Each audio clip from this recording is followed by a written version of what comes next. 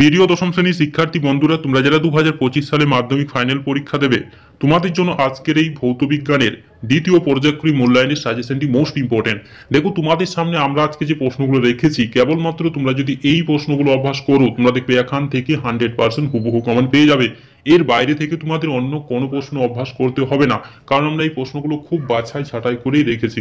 এবং এই প্রশ্নগুলোই তোমাদের দ্বিতীয় পর্যায়ক্রমিক মূল্যায়নের সাথে সাথে টেস্ট ও ফাইনাল পরীক্ষাতেও 100% গ্যারেন্টি দিয়ে বলছি, তোমরা এখান থেকেই হুবহু কমন পেয়ে যাবে। তোমরা প্রত্যেকটি প্রশ্ন ধরে ধরে খুব সুন্দরভাবে অভ্যাস করো, গ্যারেন্টি দিয়ে বলছি তোমরা এখান থেকে হুবহু কমন পেয়ে যাবে। তো তোমরা এক নজরে সিলেবাসটি দেখে নাও।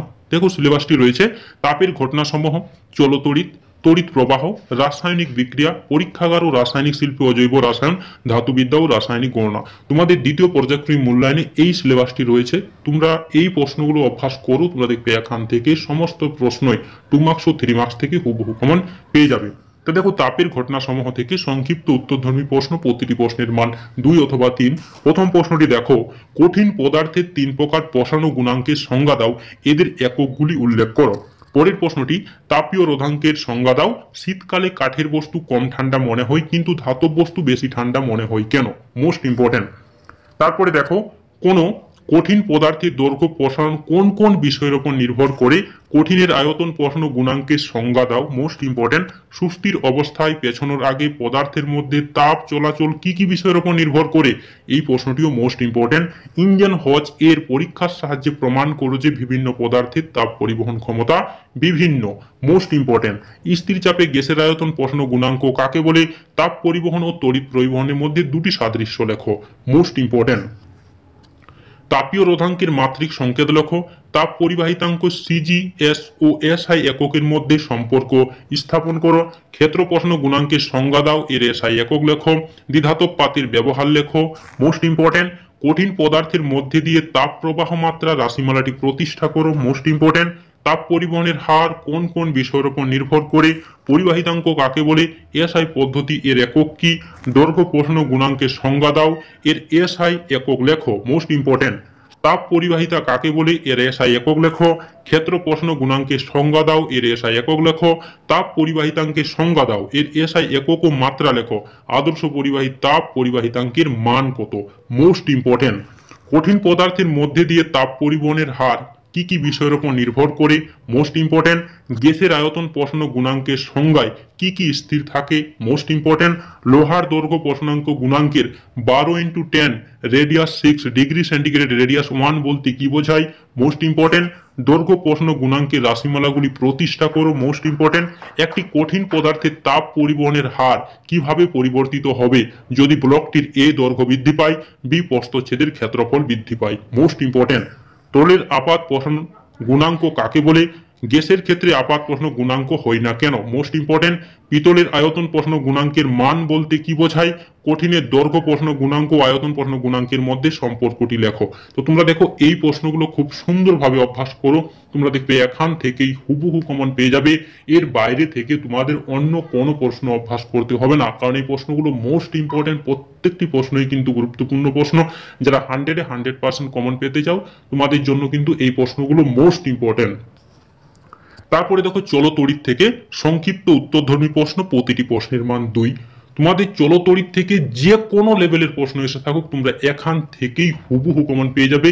এর বাইরে থেকে তোমাদের অন্য কোনো প্রশ্ন অভ্যাস করতে হবে না। দেখো, প্রথম প্রশ্নটি, গাণিতিক রূপ সহ ওহমের সূত্রটি বিবৃতি করো। Most important.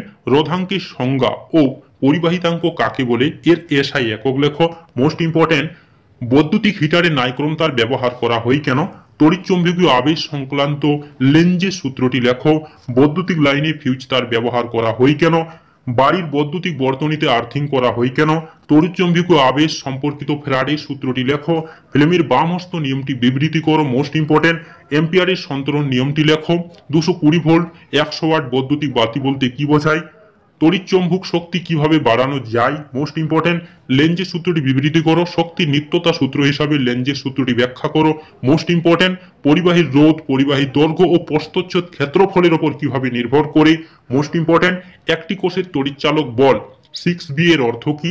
220 ভোল্ট ও 60 ওয়াট ও 120 ভোল্ট ও 60 ওয়াট বৈদ্যুতিক বাতি রোধের অনুপাত নির্ণয় করো। তো দেখো এই প্রশ্নগুলো 2 মার্কস থেকে ছিল, তোমরা এই প্রশ্নগুলো খুব সুন্দরভাবে অভ্যাস করবে, তোমরা দেখবে এখান থেকে হুবহু কমন পেয়ে যাবে।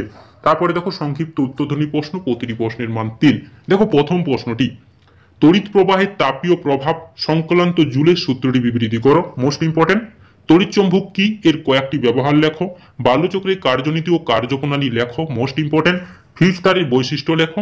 বৈদ্যুতিক ফিউজের কার্যনীতি সংক্ষেপে ব্যাখ্যা করো। Most important.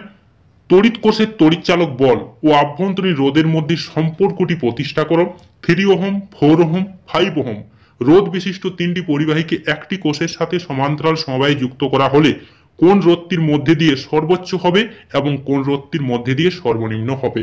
মোস্ট ইম্পর্টেন্ট এই প্রশ্নটিও। তড়িৎচুম্বকীয় আবেশ সংক্রান্ত ফ্যারাডের সূত্র দুটি লেখো।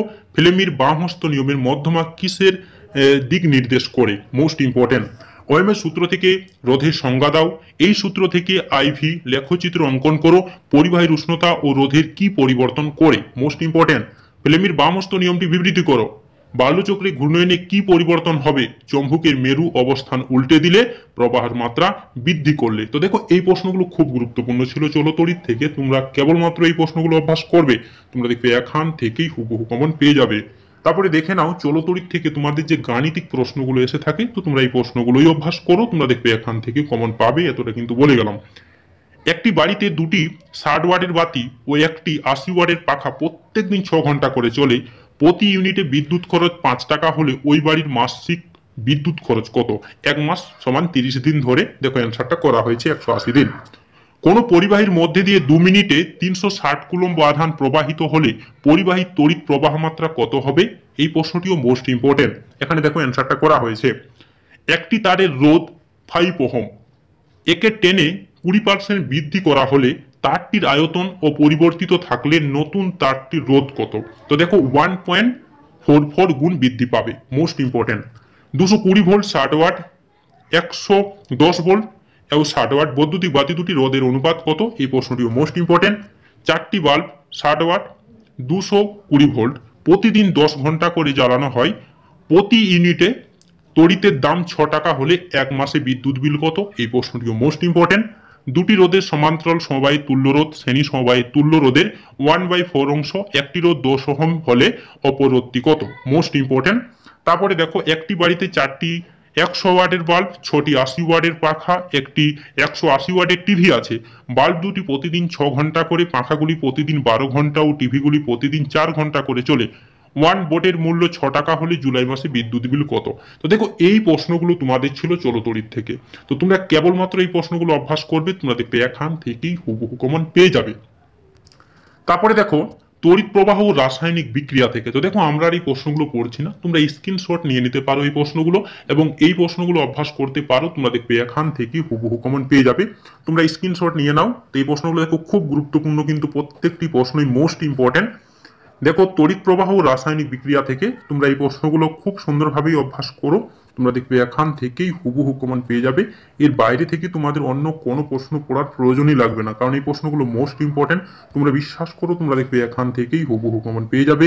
এর বাইরে থেকে তোমাদের অন্য কোনো প্রশ্ন পড়ার প্রয়োজন লাগবে না। তো দেখে নাও এই প্রশ্নগুলো খুব সুন্দরভাবে, এই প্রশ্নগুলো তোমরা অভ্যাস করো, তোমরা দেখবে এখান থেকে সমস্ত প্রশ্নই হুবহু কমন পেয়ে যাবে। দেখো এই প্রশ্নগুলো, তোমরা দেখো এই প্রশ্নগুলো। তারপরে দেখো রাসায়নিক গণনা থেকে যে মেয়েদের প্রশ্নগুলো রয়েছে, এই প্রশ্নগুলো তোমরা অভ্যাস করো, তোমরা দেখবে এখান থেকেই সমস্ত প্রশ্নই হুবহু কমন পেয়ে যাবে। এবং তোমাদের যদি ভিডিওটি ভালো লেগে থাকে তাহলে তোমরা চ্যানেলটাকে নিশ্চয়ই সাবস্ক্রাইব করে দেবে, যাতে পরবর্তীকালে নতুন কোনো ভিডিও তোমরা সঙ্গে সঙ্গে পেয়ে যাও। ধন্যবাদ।